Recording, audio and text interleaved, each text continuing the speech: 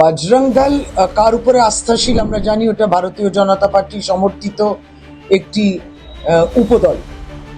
বাংলাতে তো তারা আসেননি সরকারে, সুতরাং বাংলার মানুষ কিন্তু বারবার তারা যখন আসেন দরজাটা বন্ধ করে দেয়। কিন্তু ভারতবর্ষের মানুষের ওই যে কেন্দ্রে যে সরকার বসে রয়েছে সেখান থেকে পরিত্রাণ খুঁজছে, তাহলে লোকসভাতে আসন কমলো কি করে? যে সরঞ্জাম বিভিন্ন যেভাবে সেলিব্রেট করে একটা আনন্দের দিন, একটা বার্থডে, সেটাকে ভেঙে দিল। তাহলে আপনি একটা ধর্মের উপর আক্রমণ প্রহার করলে এই অধিকার তাদের দিলটা কি? বজরং দল এরকম সারা ভারতবর্ষে মরাল পুলিশিং করে, নিজেদের মেয়েরা কখন আসবে কখন বাড়ি যাবে অনেক কিছু করে।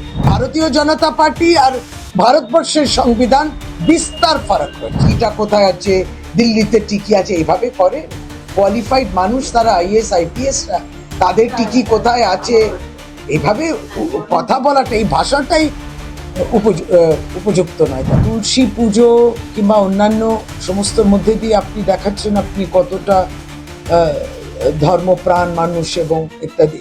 এটা যেন একটা প্রজেকশন করা, প্রদর্শন করবেন না।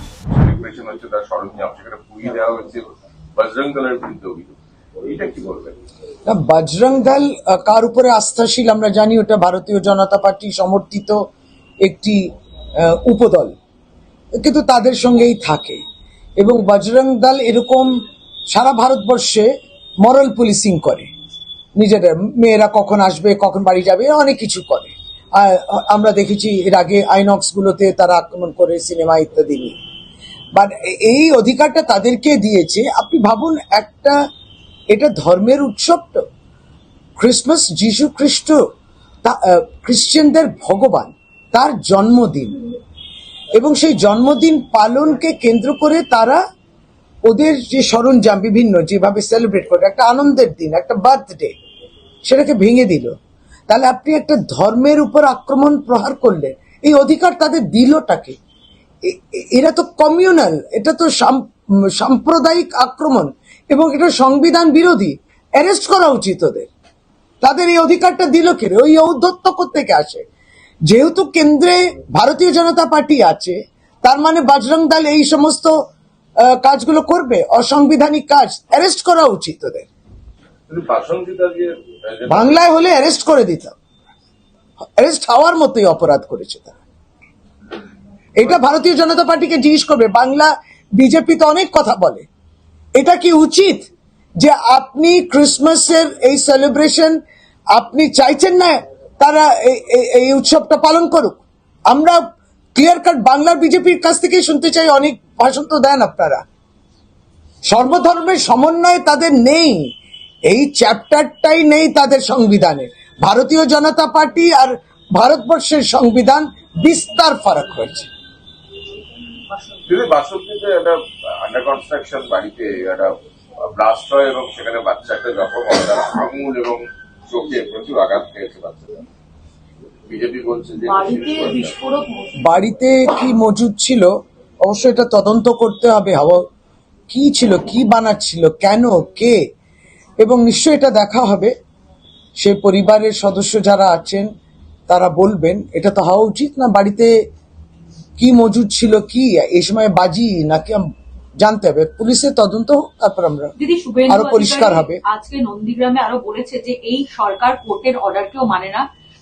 25% দিয়ে দেওয়ার কথা বলা হয়েছিল, সেটাও দেওয়া হয়নি। যারা কন্টেম্প্ট মামলা করা উচিত, যারা এফেক্টেড, এবং একই সঙ্গে তার বক্তব্য এই পরিস্থিতি থেকে পরিত্রাণ পাওয়ার জন্য 2011 সালে মানুষ যেভাবে নন্দীগ্রামের যে রায় হয়েছিল, মানুষ যাতে সেই পথটা বেছে নেয় এবং তাহলেই এখানে মানুষ শিক্ষা পাবে, কৃষকরা কাজ পাবে, মহিলারা সুরক্ষা পাবে, এবং নন্দীগ্রামের পথেই মানুষকে হাঁটতে হবে। না, ভারতবর্ষে তিনি কি জানেন যে ভারতবর্ষের মানুষ ভারতীয় জনতা পার্টির কাছ থেকে কিভাবে পরিত্রাণ পেতে পারে? সেটা আমরা দেখছি, তারা দেখছেন। কারণ বাংলাতে তো তারা আসেননি সরকারে, সুতরাং বাংলার মানুষ কিন্তু বারবার তারা যখন আসেন দরজাটা বন্ধ করে দেয়। কিন্তু ভারতবর্ষের মানুষের ওই যে কেন্দ্রে যে সরকার বসে রয়েছে সেখান থেকে পরিত্রাণ খুঁজছে, তাহলে লোকসভাতে আসন কমলো কি করে? আর দ্বিতীয়ত, রাতে ঘুম হয় তো, তার রাতে ঘুমন না আপনি? কারণ আপনি প্রতিদিন এক একটা বিষয় নিয়ে বলেন, যে বিষয় নিয়ে বিগত দিনগুলোতেও তৃণমূল কংগ্রেসের পক্ষ থেকে এবং রাজ্য সরকার যে বিষয় নিয়ে কাজ করছে, এ রাতে ঘুম হয় না, প্রত্যেক দিন একটা কথা বলতে হবে। আচ্ছা, শুভেন্দু অধিকারী আরেকটা কথাও বলছেন, মমতা বন্দ্যোপাধ্যায় WBCS অফিসারদের পাঠানো মুখ্যমন্ত্রী চিঠি পোস্ট করে উনি বলছেন একদিকে তাদেরকে বঞ্চিত করা হচ্ছে, অন্যদিকে আবার তাদের প্রভাবিত করছেন মুখ্যমন্ত্রী। SIR প্রক্রিয়াকে সর্বতোভাবে প্রভাবিত করতে চাইছেন মুখ্যমন্ত্রী। কিভাবে প্রভাবিত? আপনি যদি ওয়েস্ট বেঙ্গল সিভিল সার্ভিস, যারা এখানে পশ্চিমবাংলা একটা স্টেট সিভিল সার্ভিস পরীক্ষা দিয়ে যারা উত্তীর্ণ হয়ে কর্মরত রয়েছেন, তাদেরকে আমরা তো সম্মান দেখাতে, অসুবিধাটা কোথায়? তারা বাংলার উন্নয়ন চাইবেন, তারা বাংলার উন্নয়নের কাজে অংশগ্রহণ করবেন, কারণ মানুষের কাজ তারা করবেন। তাদেরকে উৎসাহ দেয়া তো বাংলার মুখ্যমন্ত্রীর পক্ষ থেকে যখন এই বার্তাটা যায় তখন নিশ্চয়ই উৎসাহিত বোধ করবেন। তাতেও ভুল দেখছেন কি করে ভারতীয় জনতা পার্টি বুঝতে পারছেন। তারা নয় কোনো এই ধরনের উৎসাহ দেন না, তারা হুমকি হামকা দেন। তারা তো বিশ্বাস করেন না যে মানুষকে আপনি একটা উৎসাহ দেবেন, একটা সম্মান দেবেন। তারা তো সবসময় মানুষকে অসম্মান করছেন, বাংলাকে অসম্মান করছেন। তারা চান বাংলার টাকা বন্ধ হোক, এদের উপরে চাপ সৃষ্টি করছে, এবং আবার পুলিশের উপরেও বিভিন্নভাবে যারা IAS IPS তাদেরকেও বলে তোমার টিকিটা কোথায় আছে, দিল্লিতে টিকি আছে, এইভাবে করেন। কোয়ালিফাইড মানুষ তারা IAS IPSরা, তাদের টিকি কোথায় আছে এইভাবে কথা বলাটা, এই ভাষাটাই উপযুক্ত নয় তাদের জন্য। আরেকটা দিদি, 26-এর কুচকাওয়াজে ফের পশ্চিমবঙ্গের ট্যাবলো বাতিল করা হয়েছে, বারবার বাংলাকে কেন টার্গেট করা হচ্ছে? এটা কেন্দ্র সরকার বলুক যথার্থভাবে, কারণ কেন আমাদের ট্যাবলোটা তারা রাখবেন না?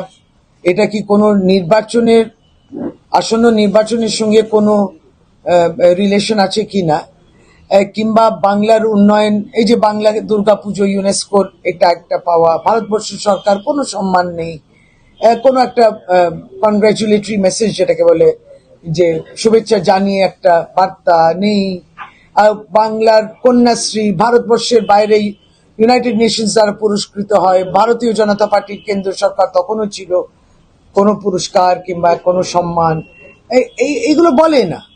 সুতরাং ট্যাবলো বাদ দেওয়ার মধ্যে বাংলার টাকা যেখানে বাদ দিচ্ছেন, বাংলার ন্যায্য টাকা 2 লক্ষ কোটি টাকা আপনি বাকি রাখছেন, বাংলার কথা শুনছেন না। সুপ্রিম কোর্ট অব্দি মামলা করে বলে দেওয়া হয়েছে, হাইকোর্টও বলে দিয়েছে যে এইটা বাংলার প্রাপ্য টাকা, 100 দিনের টাকা আপনার দিতে হবে, তাও দিচ্ছেন না। সবকিছু বাদ, তার ট্যাবলো বাদ, কোনো ব্যাপারই নয়। নন্দীগ্রামেও আজকে বিভিন্ন জায়গায় তুলসী পূজন দিবস পালন করছে বিজেপি। আমরা তো রোজ তুলসী পুজো করি, এবং এখানে আলাদাভাবে কেন বলতে হবে সেটা তো বোঝা যায় না।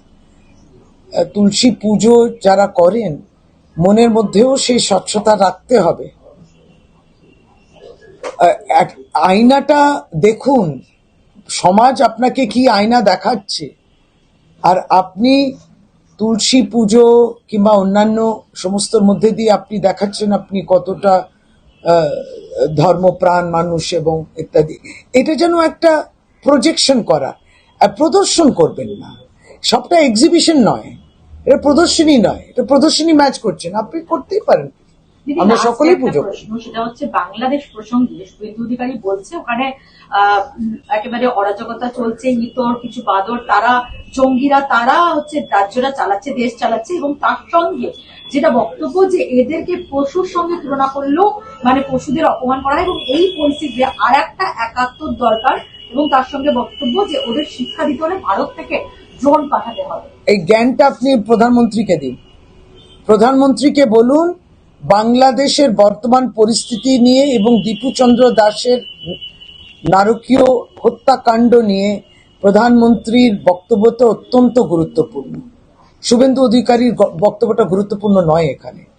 এখানে 2 দেশ কথা বলবে, দেশের প্রধানমন্ত্রী, দেশের স্বরাষ্ট্রমন্ত্রী, দেশের যে এক্সটার্নাল অ্যাফেয়ার্স মিনিস্ট্রি আছে, তারা কথা বলুন। দিল্লি নীরব কেন? আর শুভেন্দু অধিকারী এখানে বলে লাভ নেই, ভারতীয় জনতা পার্টি এখানে বলে লাভ নেই। আপনাকে, আপনার নেতৃত্ব আছেন, আপনি তো দিল্লিতে যাচ্ছেন, দিল্লিতে আসা যাওয়া করেন, এটা নিয়ে তারা নীরব কেন, তাদেরকে বলতে হবে। আরো ভালো ভালো খবর দেখতে সাবস্ক্রাইব করুন বাংলা হান্টের ইউটিউব চ্যানেল। বাংলা হান্টের আরো খবর দেখতে নজর রাখুন। বাংলা খবর মানেই বাংলা হান্ট।